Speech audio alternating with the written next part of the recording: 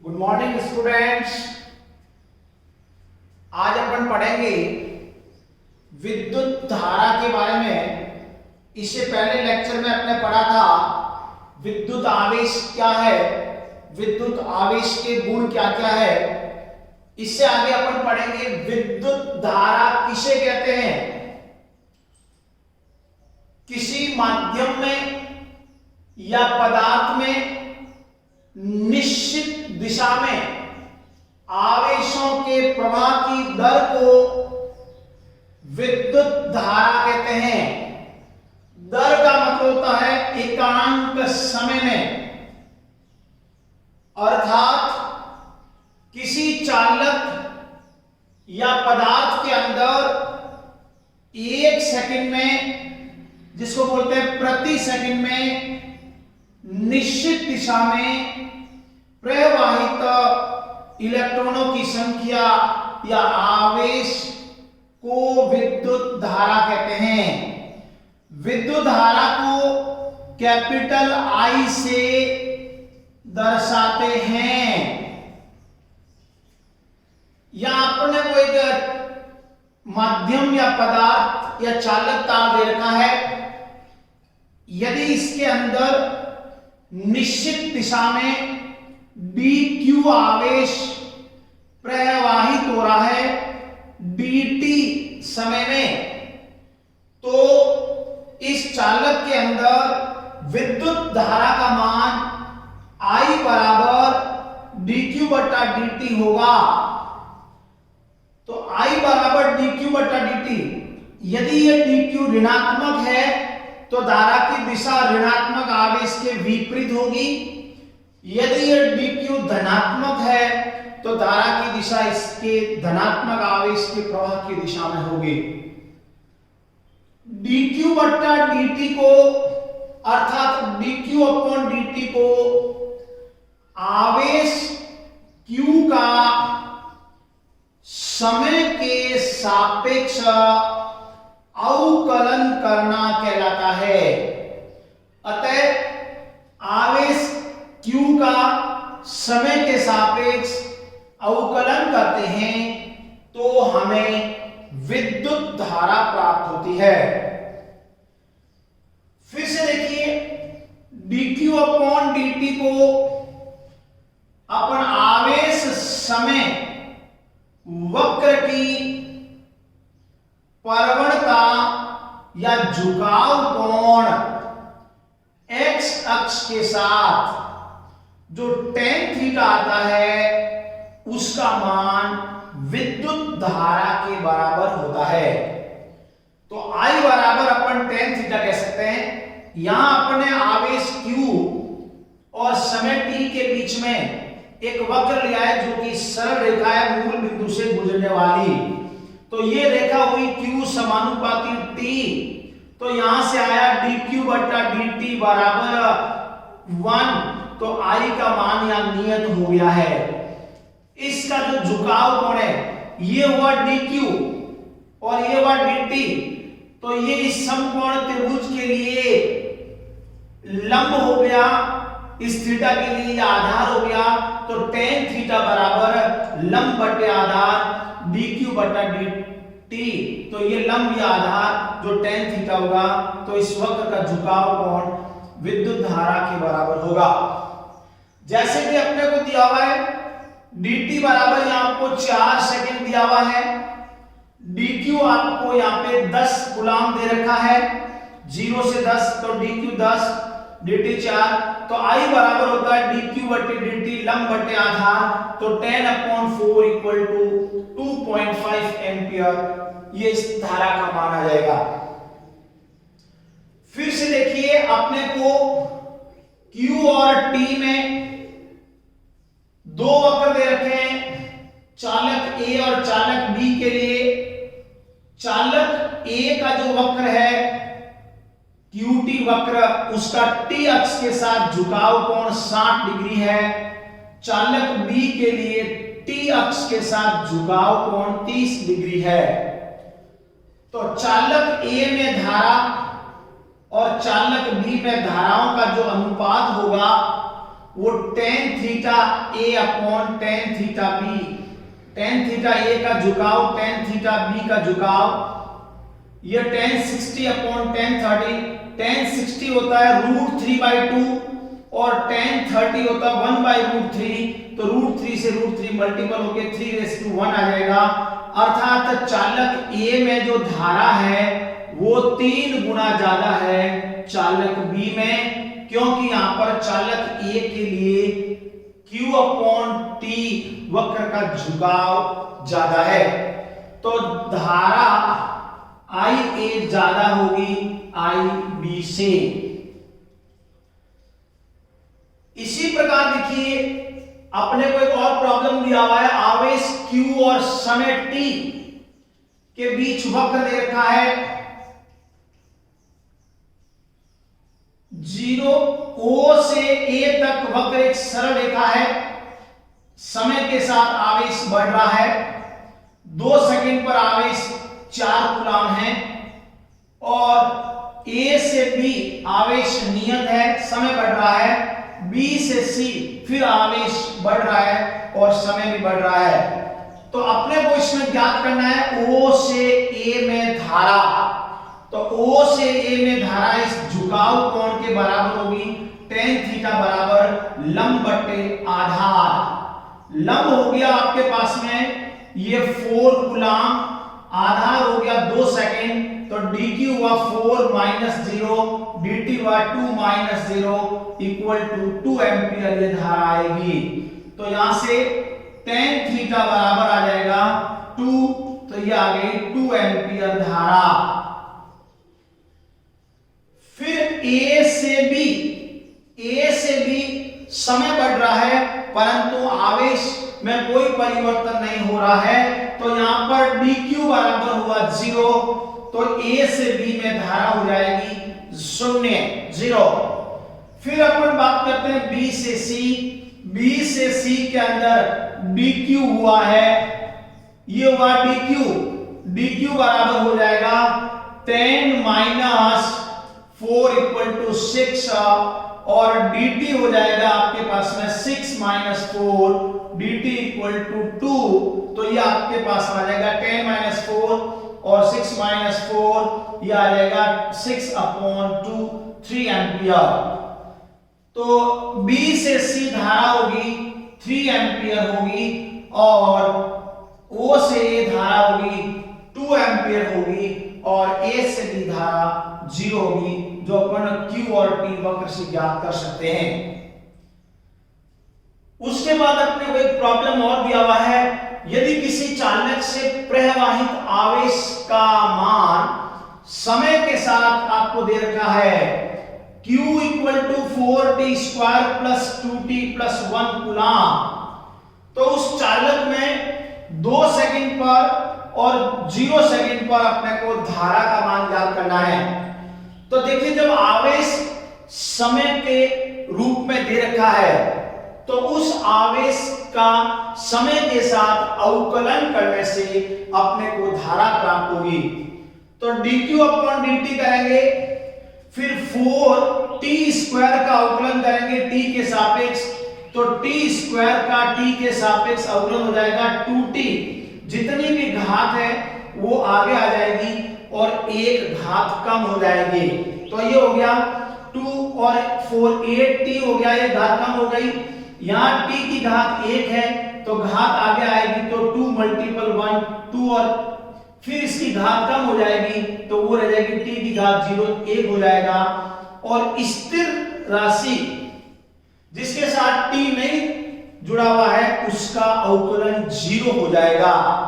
तो ये आपके पास dq अपॉन dt I आ गया, I equal to 8t plus 2 ampere हो गया। अब अपने को पूछा है t बराबर 2 सेकंड पर, तो t की जगह 2 लिखेंगे, तो 2 मल्टीप्लाई 8 16 प्लस 2 18 एम्पियर हो गया। और फिर पूछा t इक्वल टू 0 सेकंड पर, तो ये हो गया आपके पास में t की जगह 0 रखेंगे तो I इक्वल टू 2 एम्पियर। तो इस तरह से अगर अपन यहाँ धारा और समय के बीच वक्र बनावे तो एक सरल रेखा मिलेगी, क्योंकि धारा समय के साथ घात 1 में है, जबकि आवेश समय के साथ घात 2 में है।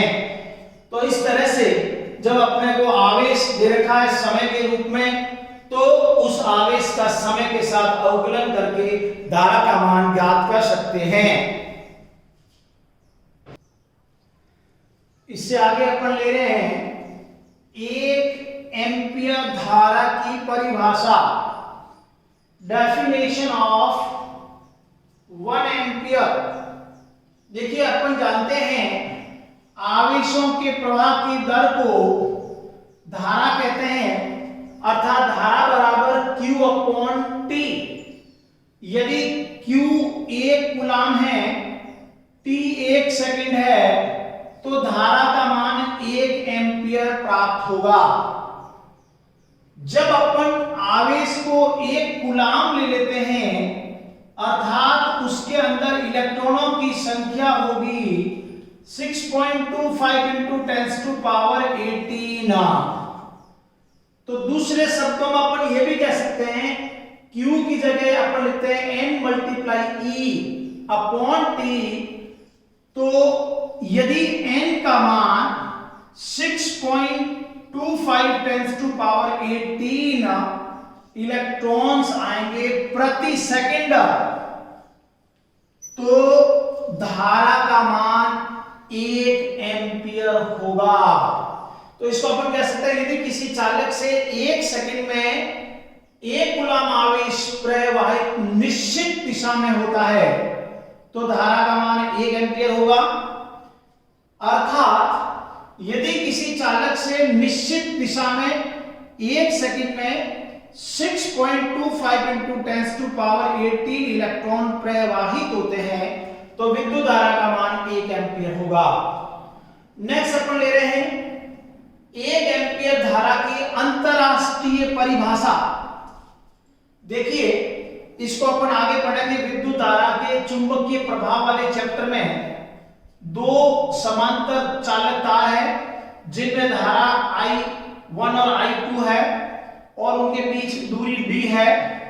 तो तारों के बीच लगने वाले चुंबकीय बल का मान होता है μ0 I1 I2 upon 2πd multiply L। अब यदि I अपन 1 एम्पियर, I1 भी 1 एम्पियर, I2 भी 1 एम्पियर लें और दोनों तारों के बीच दूरी 1 मीटर है, तब आपके पास में Fm अपॉन L आएगा μ0 अपॉन 2 पाई, और μ0 होता है 4 पाई मल्टीप्लाई 10⁻⁷ अपॉन 2 पाई। इसको सॉल्व करने पे आएगा 2 इंटू 10⁻⁷ न्यूटन प्रति मीटर। इस म्यू को बोलते हैं निर्वात की चुंबकीय पारगम्यता, जिसका मान होता है 4 पाई मल्टीप्लाई 10⁻⁷। तो जब 2 समांतर तार 1 मीटर की दूरी पर रखे हैं और उनके प्रति लंबाई पर लगने वाले चुंबकीय बल का मान 2 मल्टीप्लाई 10⁻⁷ न्यूटन प्रति मीटर है, तो धारा का मान 1 एम्पियर होगा। इसी को अपन बोलते हैं विद्युत धारा की अंतरराष्ट्रीय परिभाषा 1 एम्पियर के लिए। उसके बाद अपन ले रहे हैं विद्युत धारा का मात्रक। विद्युत धारा का एसआई पद्धति में मात्रक एम्पियर या कूलाम प्रति सेकंड होता है, जबकि सीजीएस पद्धति में धारा का मात्रक स्टेट एम्पियर या बायट या एब्सोल्यूट एम्पियर होता है। 1 बायट बराबर 10 एम्पियर होता है या 1 एम्पियर बराबर 1/10 बायट होता है।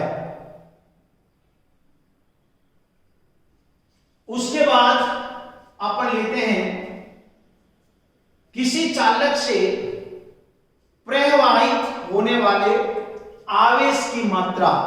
अगर अपने को उस चालक में धारा का मान दे रखा है और अपने को यह पूछा जाए कि किसी निश्चित समय अंतराल के अंदर उसमें से धारा प्रवाह कितना होगा, तो वो ज्ञात करने के लिए अपन क्या करेंगे,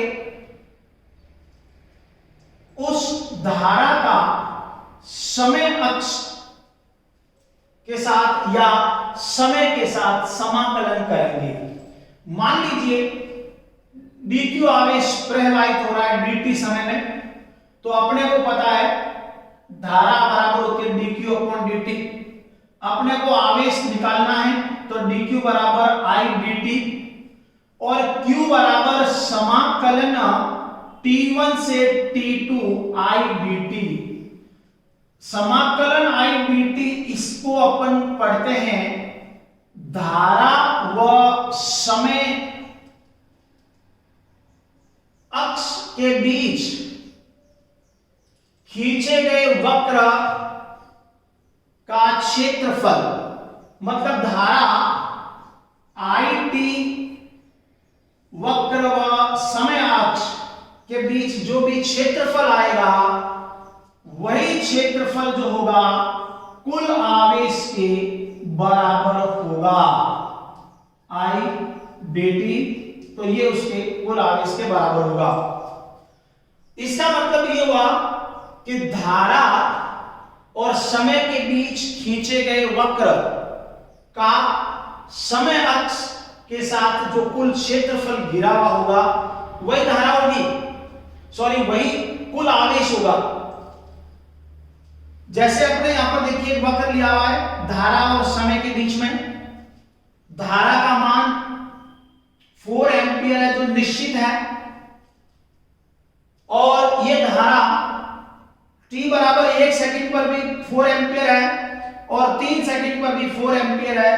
तो इस 1 सेकंड से 3 सेकंड के दौरान उस चालक में से बहने वाला गुजरने वाला कुल आवेश कितना होगा, तो उसके लिए अपन कहेंगे q बराबर समाकलन 1 सेकंड से 3 सेकंड I dt। I का मान है 4, अब 4 स्थिर है, समाकलन से बाहर ले लेंगे, अंदर 1 रह जाएगा। 1 का t के सापेक्ष समाकलन t होता है, ये लोअर लिमिट है, ये अपर लिमिट है। t की जगह एक बार अपर लिमिट फिर माइनस करके लोअर लिमिट, तो 3 माइनस 1 2 आ जाएगा, 2 मल्टीपल 4 8 आ जाएगा।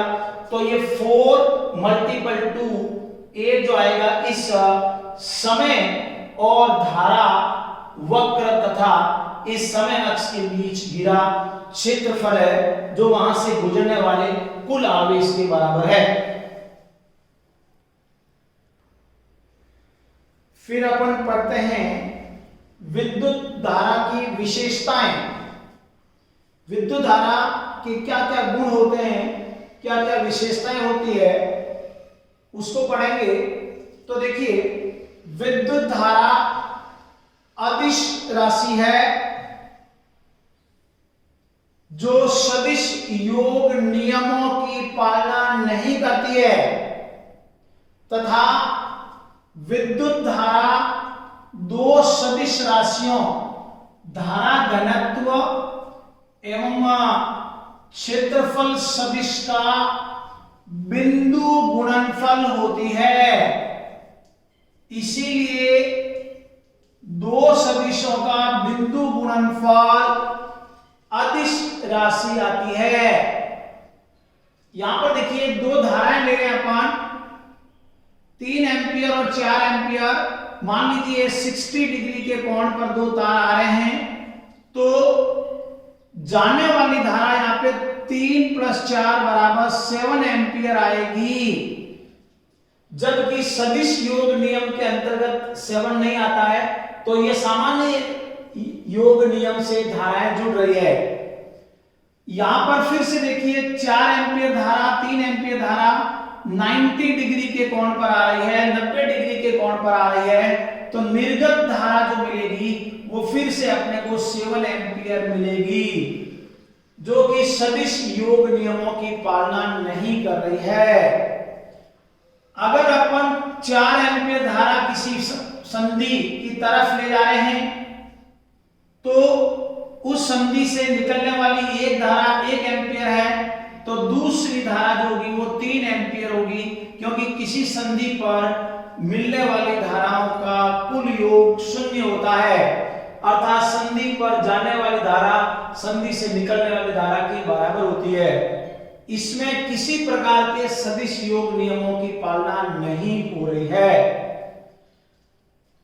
फिर देखिए, विद्युत धारा सदैव उच्च विभव से निम्न विभव की तरफ प्रवाहित होती है, अर्थात विद्युत धारा का प्रवाह सदैव धन आवेश पॉजिटिव चार्ज के प्रवाह की दिशा में लेते हैं एवं ऋणात्मक आवेश इलेक्ट्रॉनों के प्रवाह या गति के विपरीत दिशा में विद्युत धारा का प्रवाह होता है।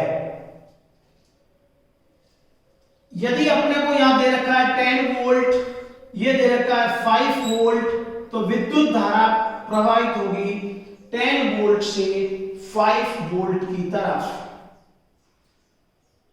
अब देखिए, यदि Q1 आवेश व -Q2 आवेश एक ही दिशा में प्रभावित होता है तो विद्युत धारा का मान क्या होगा? विद्युत धारा देखिए, +Q1 आवेश इधर जा रहा है और -Q2 आवेश भी इधर ही जा रहा है, तो +Q1 के कारण तो धारा उसके प्रवाह की दिशा में होगी, परंतु -Q2 के प्रवाह के विपरीत दिशा में धारा होगी, तो माइनस आवेश के विपरीत दिशा में धारा होगी और ये प्लस आवेश के प्रवाह की दिशा में धारा होगी, तो नेट धारा इन दोनों का अंतर होगी जो आएगा Q1 -Q2 T एम्पियर आएगा। अब अगर ये दोनों आवेश Q1 और Q2 बराबर है और एक ही दिशा में जा रहे हैं तो नेट धारा शून्य हो जाएगी।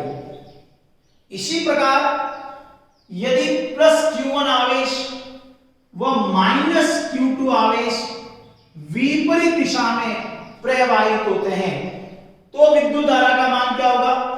देखिए, +Q1 आवेश लेफ्ट से राइट जा रहा है और -Q2 आवेश राइट से लेफ्ट जा रहा है, तो -Q2 के कारण धारा राइट की तरफ होगी और +Q1 के कारण भी धारा राइट की तरफ होगी, तो दोनों के कारण धारा यहां पर एक ही दिशा में प्रवाहित होगी, तो कुल धारा आ जाएगी I+ के कारण और I- के कारण, तो Q1 + Q2 T ये विद्युत धारा आएगी। जब -Q2 और +Q1 जो है वो विपरीत दिशा में प्रवाहित होते हैं तो कुल धारा इस तरह से आएगी।